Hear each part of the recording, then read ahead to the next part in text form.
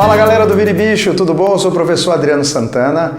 A gente vai falar hoje de coronavírus. Hoje? Não, a gente já vem falando há um bom tempo, só que a gente vai falar de uma forma bem pedagógica, a gente vai falar de uma forma científica, a gente vai conhecer ele, a gente vai ver onde ele infecta o nosso corpo, como ele infecta o nosso corpo, e a gente vai ver ainda o ciclo viral dele, tá? Então, faz um print desse pedaço da lousa, faz um print desse lado da lousa também, passa para o seu caderno, caso você queira estudar, porque isso vai aparecer com certeza em vestibulares, mas agora, nesse momento, a gente precisa conhecer o nosso inimigo, e para combater ele bem, tem que conhecer bem, tá? Então, vamos nessa que a gente vai desvendar um pouco mais para vocês, né?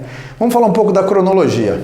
No dia 8 de dezembro de 2019, ocorreram os primeiros casos em Wuhan, uma cidade da China, alguns casos de uma doença desconhecida que estava causando algum problema muito sério lá na região. No dia 31 de dezembro de 2019, a China decreta um surto de pneumonia. Ainda não sabia que se tratava do SARS-CoV-2 ou o novo coronavírus ou o Covid-19, tá? No dia 1º de janeiro já de 2020, Wuhan fecha os mercados de frutos do mar. Eles lá têm muito, mas acredita-se que tenha vindo até de frutos do mar esse processo de contaminação. Então fica um alerta aí de um vírus que possa ter sofrido uma modificação e ter sido adaptado no nosso organismo e aí causando todo esse problema. No dia 7 de janeiro é identificado o Covid-19. Depois dessa identificação, no dia 11, ocorre registrada a primeira morte na China por coronavírus. Né? Esse novo coronavírus, existem até outros anteriores que sofreram modificações e esse novo aí, ele mata menos, porém se espalha mais. Né? No dia 13 de janeiro, ocorre o primeiro caso fora da China, que foi na região da Tailândia. Começou a espalhar, ainda é uma epidemia. Wuhan, no dia 23 de janeiro, decreta a quarentena. Aí começa aquela construção que nós vimos de hospitais em tempo recorde, aquela preocupação toda. Por quê? Porque não tinha infraestrutura para suportar aquela quantidade toda. Gente, a China tem 1,5 bilhão de habitantes.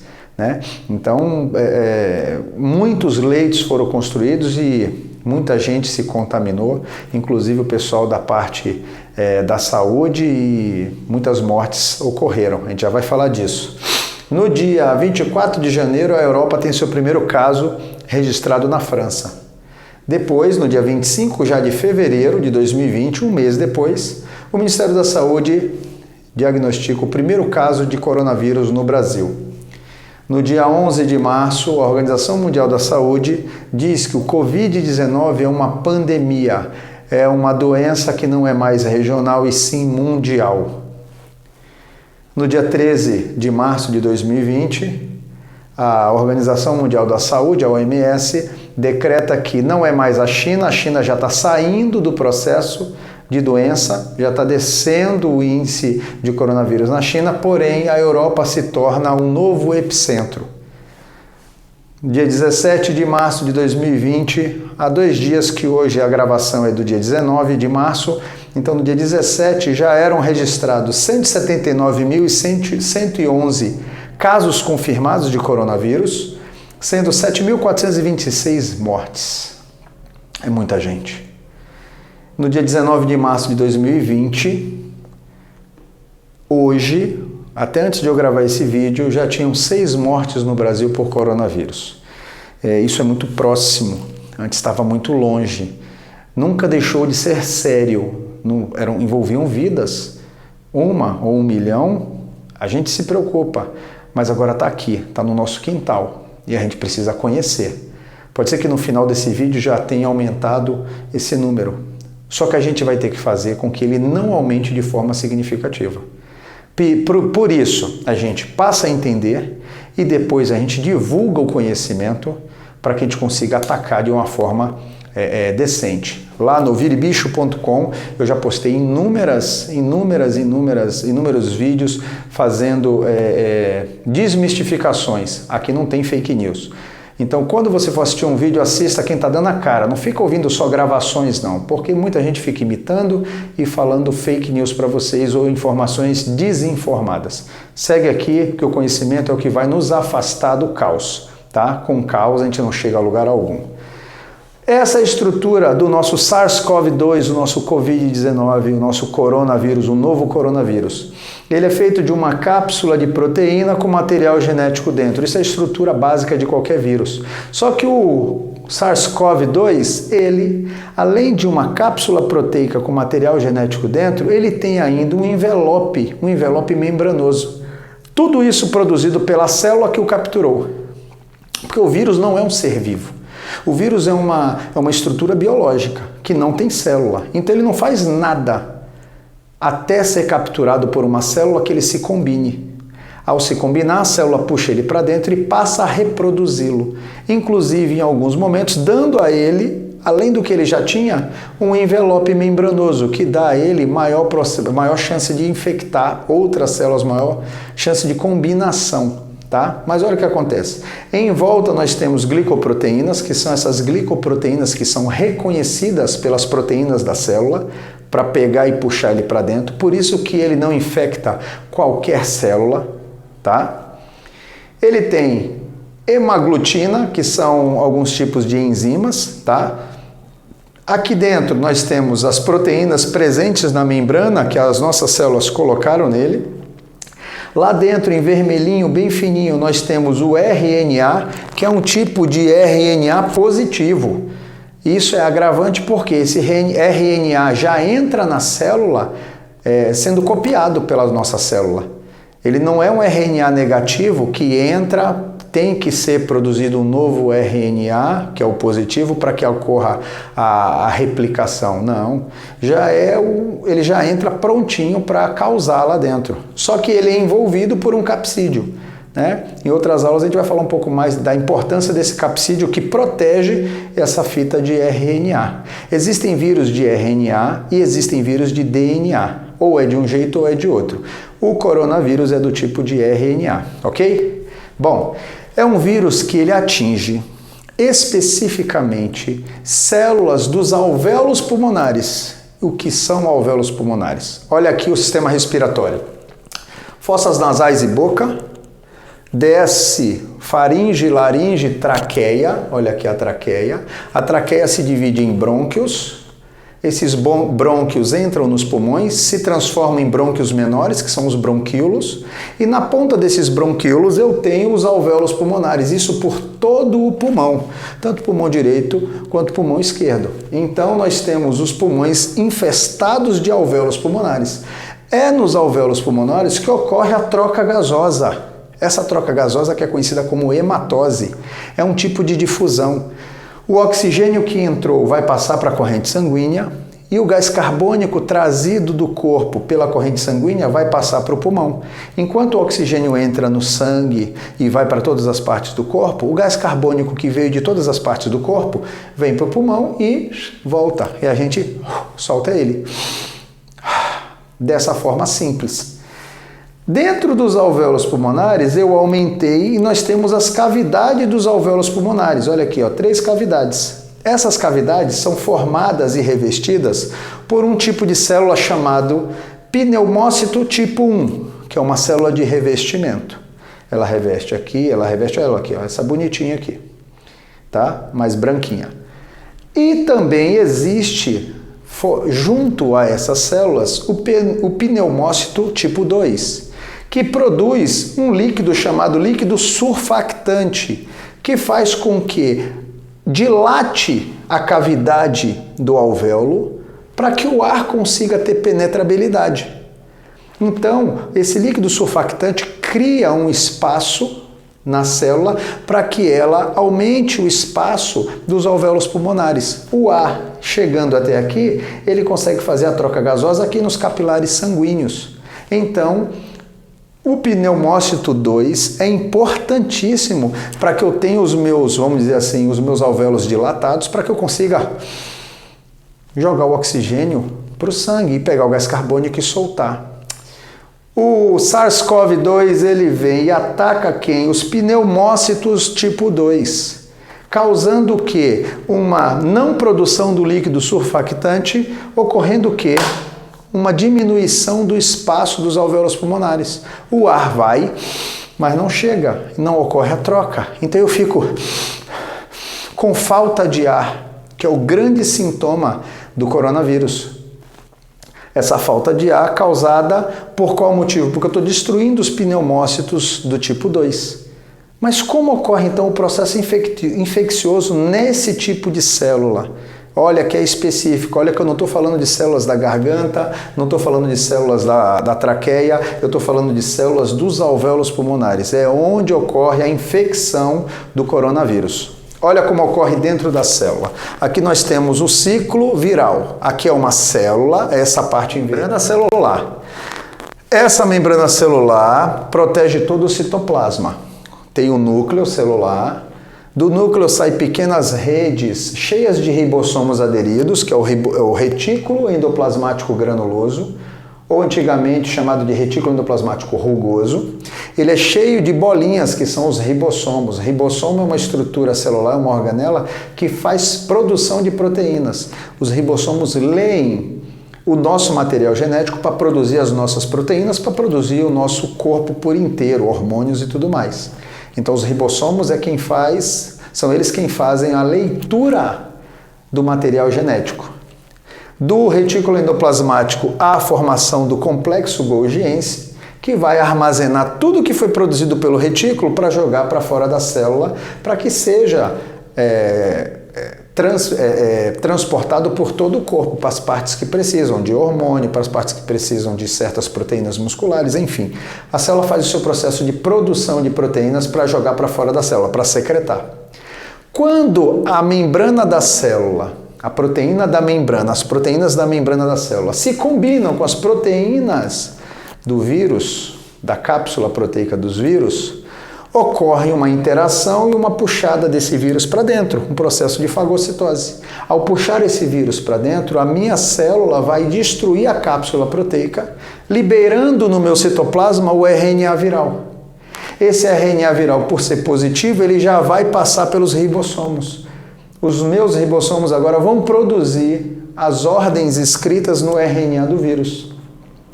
E vai produzir o quê? Vai produzir mais RNA viral, mais cápsula proteica viral, mais vírus, que são levados ao complexo de Golgi. O complexo de Golgi ainda vai dar uma membrana extra de brinde para ele, que é o envelope viral, o envelope membranoso do vírus. Ele vai ser secretado, pode ser reabsorvido, e eu começo a causar um surto viral, um surto metabólico do meu retículo endoplasmático, uma superprodução que vai fundir o cabeçote aqui, tá? Ou infectar inúmeras outras células. Vai infectar inúmeras outras células. Também do tipo pneumócito 2. E aí, nos meus alvéolos, começa uma grande infecção. Com essa infecção, começo a ter o quê? Dilatação dos meus capilares, dos meus vasos sanguíneos. Nesse processo de dilatação, eu começo a vazar plasma. Para onde? Para dentro dos meus alvéolos. Esse pouquinho de plasma causa uma irritação que causa a tosse seca. É uma tosse que quase não sai secreção, mas sai borrifos.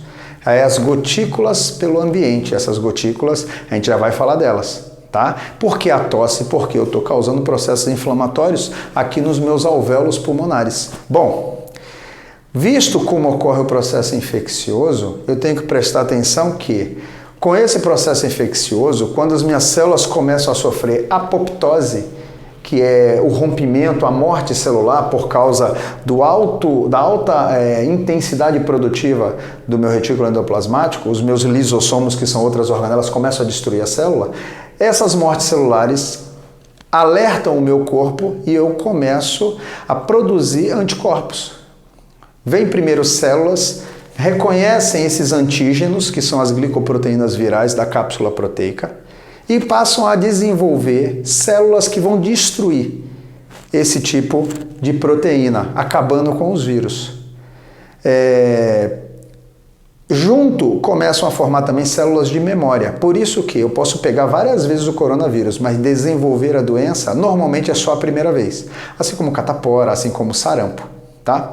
Então, com essa alta produtividade de anticorpos, a temperatura do meu corpo sobe. Isso é bom, porque eu não deixo as proteínas virais se formarem de forma adequada, ocorre uma desnaturação. Se a temperatura da minha febre for muito alta, aí eu posso desnaturar as minhas próprias proteínas. Então, é uma febre que vem para destruir e é benéfica porque destrói a proteína viral. Então, é uma defesa do seu corpo. Só que com essa alta produtividade de anticorpos, eu gasto tanta energia que, além da febre, já nos sintomas, eu passo a ter falta de força, fadiga muscular. Parece que eu levei uma surra, estou moído, estou cheio de falta de forças.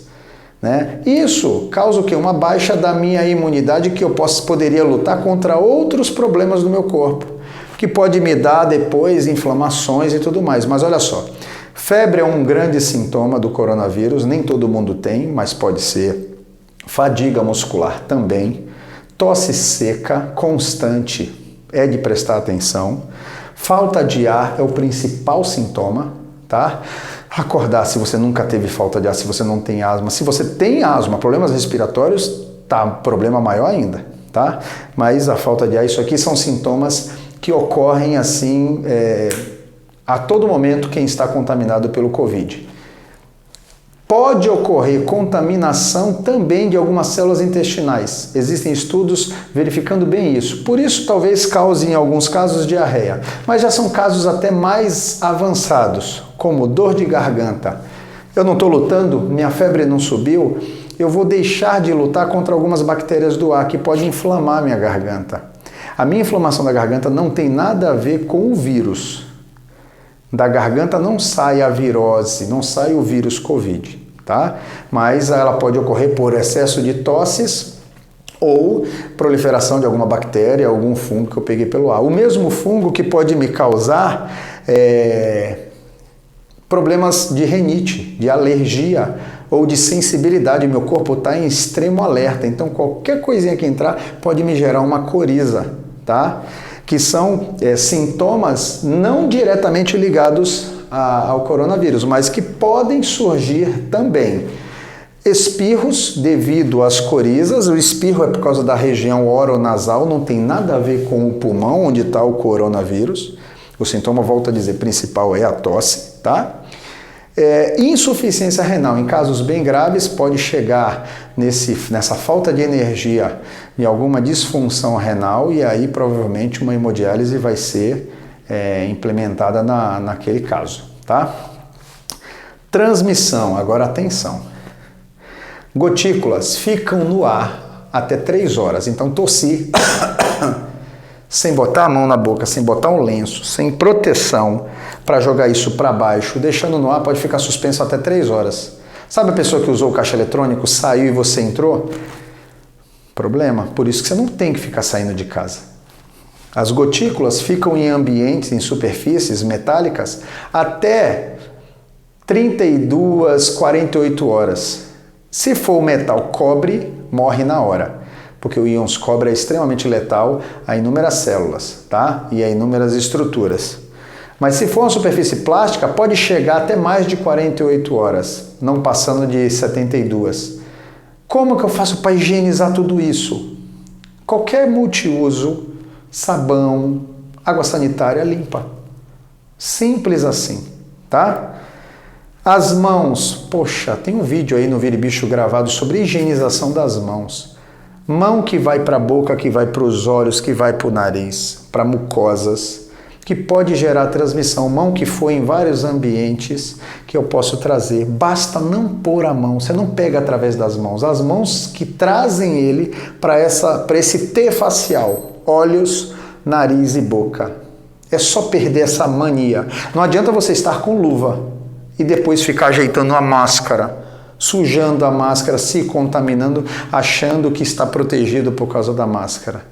A máscara é para a pessoa que está tossindo, para não espalhar essas gotículas, tá? Saliva, beber no mesmo copo, beber a mesma latinha, beijos, tudo isso pode também passar o coronavírus. Cuidado com algumas medicações, por isso que cada medicação que você vai tomar é com prescrição médica, porque algumas pesquisas mostram, recentes, que o ibuprofeno, em alguns casos, acelerou e piorou o quadro. Tá? Então, muita atenção, não vai tomar o que o vizinho indica, o que o farmacêutico indica, o que o médico indica, ok? Mucosas, já falamos. Animais não transmitem, mas eu posso tossir em cima desse animal, o pelo dele pode se contaminar e ali eu posso me recontaminar. Lembra que a gotícula fica por até 3 horas ou 12 horas em uma superfície? Então presta atenção, só depende da gente. Sabe por quê? Porque se eu aumento a escala de número de indivíduos contaminados, eu aumento a porcentagem de indivíduos que vão estar em estado grave. Só que eu não aumentei o número de leitos. E eu não vou discutir política aqui. Eu não quero saber de quem é a culpa.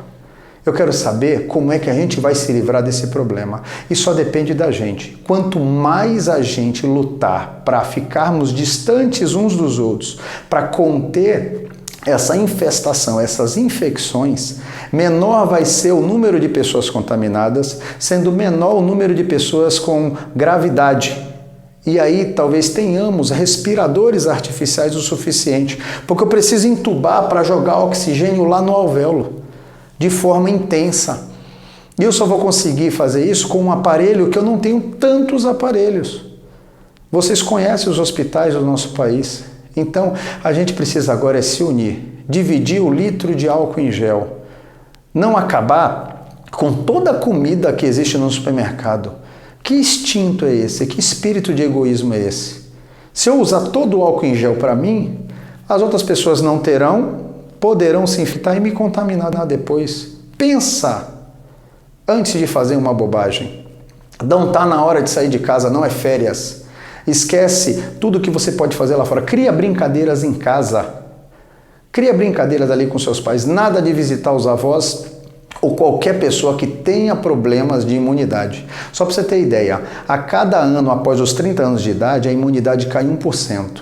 Uma pessoa de 80 anos já perdeu 50% da sua imunidade. Imagine se essa pessoa ainda tiver diabetes, tiver pressão alta, já teve um AVC, problema cardíaco. Só cabe você que está estudando em locais certos, assistindo reportagens certas, causar a prevenção. Dá bronca nas pessoas que querem viajar, que querem sair, achando que já estão de férias e que é para passear. Não é para sair de casa, que é o melhor cuidado que a gente coloca aqui. Fora tudo que a gente já aprendeu, não saia de casa. Ajude a vencer.